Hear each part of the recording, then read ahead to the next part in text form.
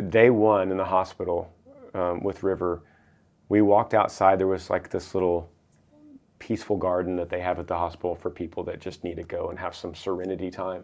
And I remember walking out there and looking at this little stream and this little waterfall in the Serenity Garden. And we both looked at each other and we said, we're going to do this. We're going to stick together. The world's going to attack. We're going to feel like we need to pull apart.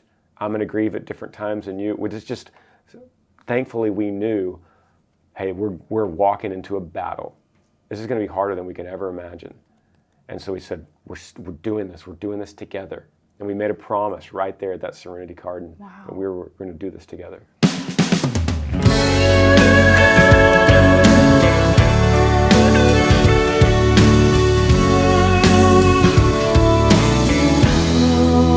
Hey friends, it's your girl Emily Curl, and right now we're here at our iHeartRadio headquarters in New York City, and we're hanging out with country music artist, author, entrepreneur, podcaster.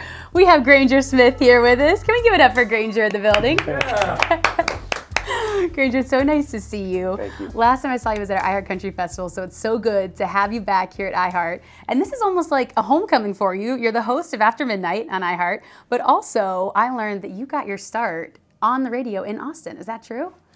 Yeah, that was my first time to use my voice talking instead of singing on the radio at Case 101. Yes. And Ant-Man, a funny story, he was the program director there, who's now the producer for After Midnight. Oh my gosh, So wow, he was the it's first a full one. circle. Yeah, he was like, hey, I want you to be the voice of Case. Wow, and then you are iHeartRadio On the Verge artist. Yeah, it was before that, yeah. It's just so exciting. 2000, probably 15 or 16, something. Wow, Yeah. oh my gosh. I mean, and now you have so many projects going on. Like I said, you're a singer. A lot of people know you from, your artistry, your music. You're a content creator, a podcast talent, host of After Midnight, like I said, and also you're an author. And you have a new book that's out today. Yes. And it's called Like a River. And you said, again, I listed all these things, this is the most important work that you've ever done. I believe so.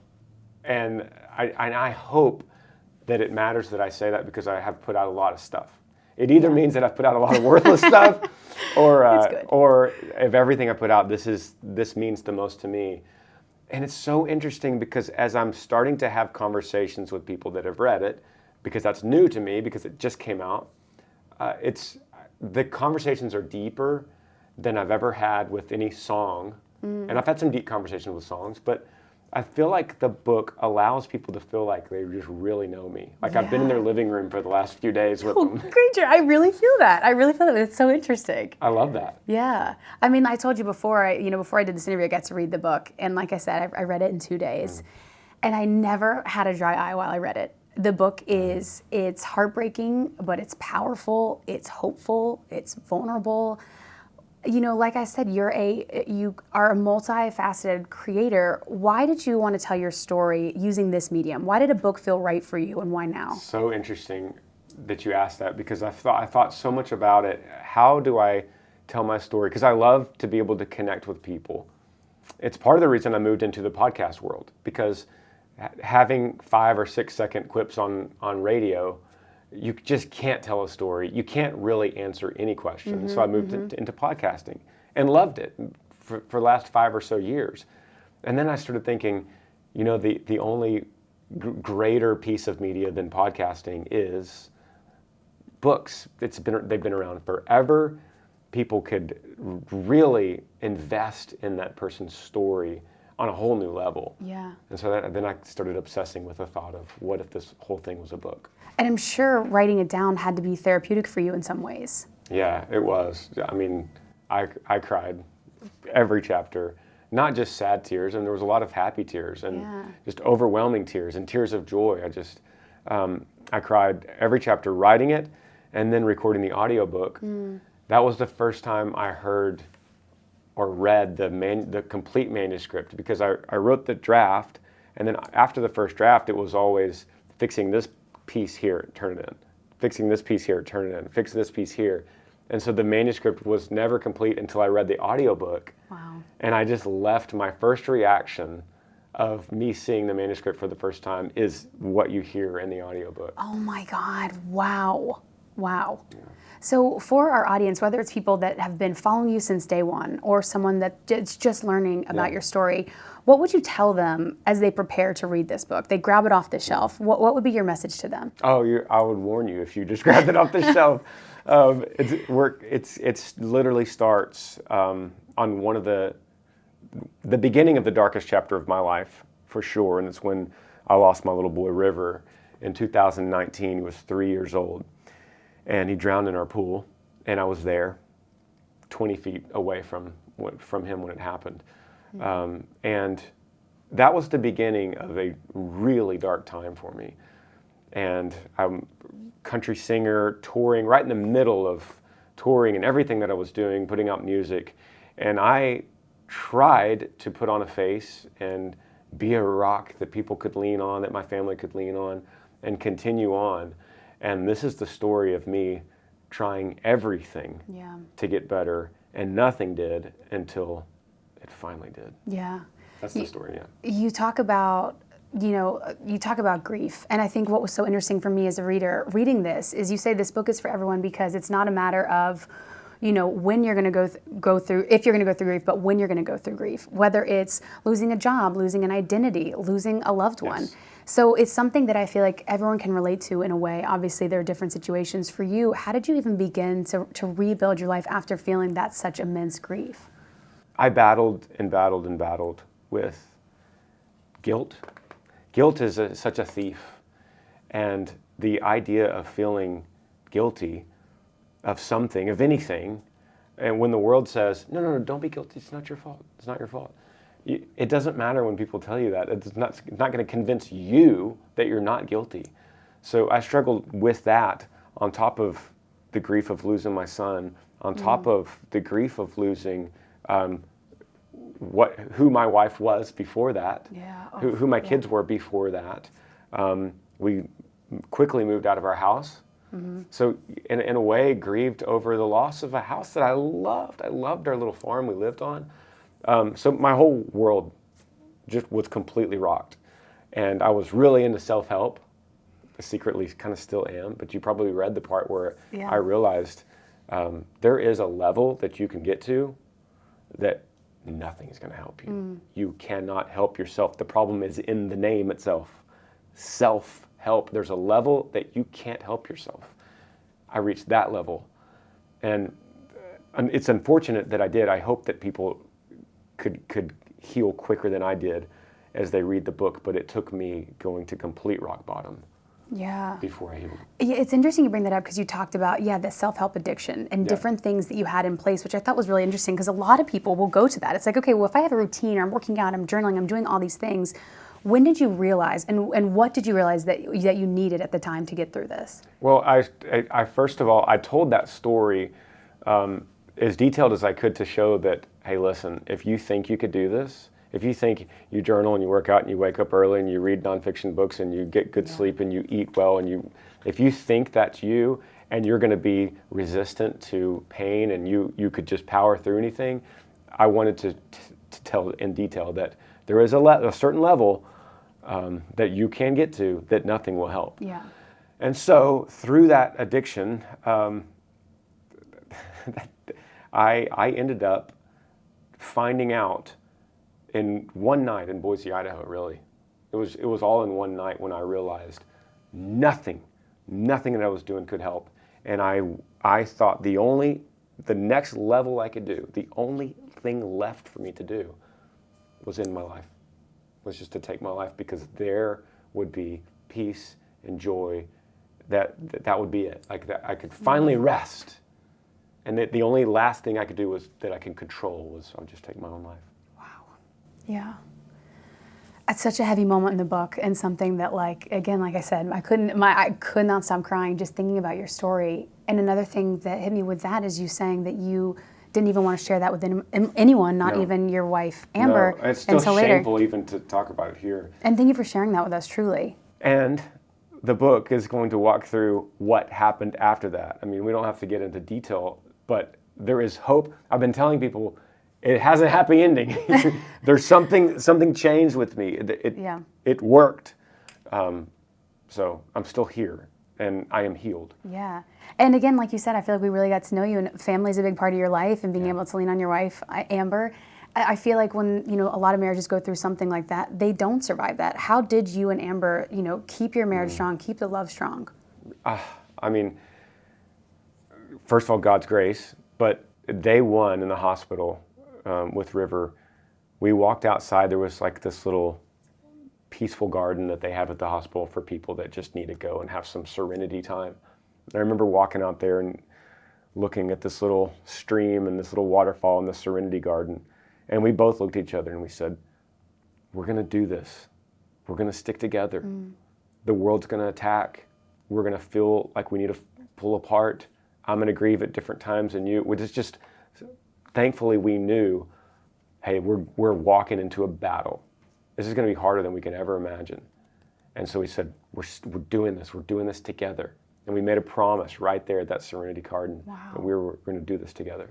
As a family, now that this book's coming out, I'm sure it old, emotions reemerge. You're reliving these stories. How do you prepare, not only you and your wife, but your two younger kids? How do y'all prepare for this press release, all of the, everything happening with this book? What does that look like in your family? You want me to tell you a story? Yeah, please. This morning we were at Entertainment Tonight, and we've been praying about your question. How do we prepare the kids? There's stuff in this book. There's heavy stuff in this book.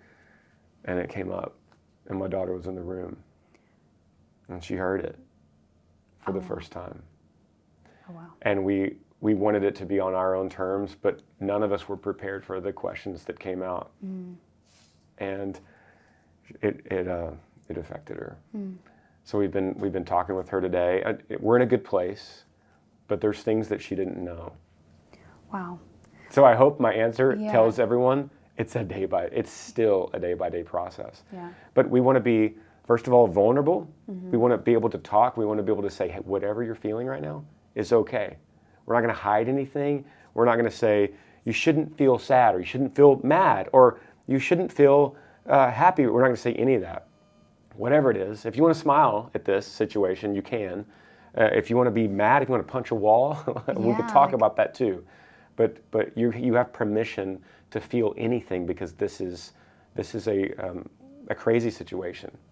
Let me ask you this, Granger. How are you feeling today? I feel like everyone, we're asking about your family, but for you, this book coming out today, are you feeling okay today? I am motivated, and I am excited, and I believe in the message with all of my heart. Like I told you, this is the most important piece of media I've ever put out. So with all of my heart, I'm excited, I'm motivated, and I'm expectant to hear what people, how they react, because there are people right now that are stuck, that are grieving, that are hurting, that are hiding it like I was, that don't know where to take a step, and they don't know how to move forward, because they're scared that a move forward means forgetting their loved one. Oof. That means moving on. It means that maybe they loved them a little bit less if they move forward, and that's a lie, just the same as guilt. That is a lie. You could still move forward. You don't have to move on, but you could move forward. And I hope that this book is just a beacon of hope for people. Yeah. So because of that, I'm excited right now. I'm motivated to get this book out. I mean, again, one of the through lines in the book is hope and purpose, and I feel like we see a lot of those elements in nature that you talk about. But the one thing that really stuck out to me is talking about how you and your family welcomed the newest member, Maverick, after a long journey, and you saying, had you have not lost River, you wouldn't have Maverick.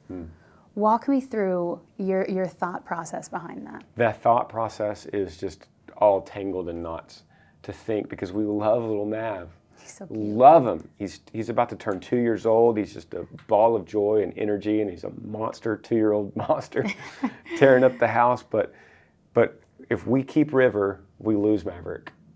If we keep Maverick, River's gone. That dynamic just ties me up in knots. Yeah. The fact that Maverick, the only reason he exists in a temporal sense is because his brother doesn't. If River doesn't go away, there is no Maverick, and that just puts me in this endless loop. But it does help me just kind of release and surrender to a level of, you know what, I am not in charge here. I am not in control here. As much as I think I might be in control or have things down, there are so many things completely out of my control. So I surrender that. Wow.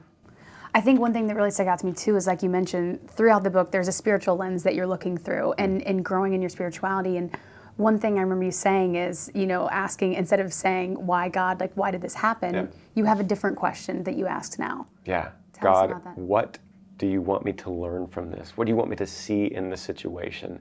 It's so dangerous for me. It was so dangerous to be like, why, God? Why would you do this to me?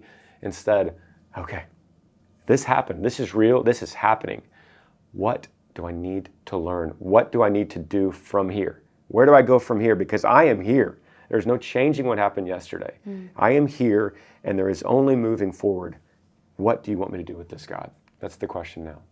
And that question, I feel like, has led you into a further purpose in life. So you're on your farewell tour for music, and you're going into a new chapter next. Tell us about the new chapter for Granger. Yeah, the new chapter, first and foremost, is getting this book out. Like I said, there's a lot of people that need to read it. I'm going through seminary right now. We're serving in our little local church at home. That's something that I just didn't get an opportunity to do as a country singer who sings on Saturday nights all across the country. Yeah. It's something I haven't had an opportunity to do is go to church on Sunday morning with my family. Yeah. So learning, equipping, serving, getting this book into as many hands as possible, and that right now is the short-term new season of my life. I have so many takeaways from this book, truly. Like, it has really, really impacted me. And I'm curious for you, what do you hope for the audience watching who's going to pick this book up? What do you hope is the takeaway for them? Yeah, I hope that no matter what you're going through, you kind of mentioned it, it could be you lost a job. It could be heartache. It could be, like me, you lost a loved one. Even people that can't meet any of those categories, you're human and you will. Yeah. You will. Just wait long enough. Wait till tomorrow. So it could equip you in a way to just hopefully tell everyone that, first of all, like we told London today, my daughter, whatever you're feeling, it's okay. You have permission to feel whatever you're feeling, but not very long, because eventually it's time to move forward. Yeah. And it's okay. I give you permission to feel whatever you're feeling, and I give you permission to move forward. It's okay. Okay, my last question for you is, what would you say to someone who's on day one of grief, of like you just said? Yeah, day one of grief is a different story. That's a different answer. Day one, ground zero, I say, just breathe. Just get to the next hour. Just get to the next minute. If that's too long, get to the next breath. If that's too long, get to the next heartbeat. That's it. Just take another breath. Take another breath. Because Granger, then it gets you to another one. That's it. Your story is so powerful, and I cannot thank you enough for sharing that with us. I just know that this book is going to impact so many people. It impacted me. I've actually told literally everyone to read it in this office, my whole family, so we're so happy for you.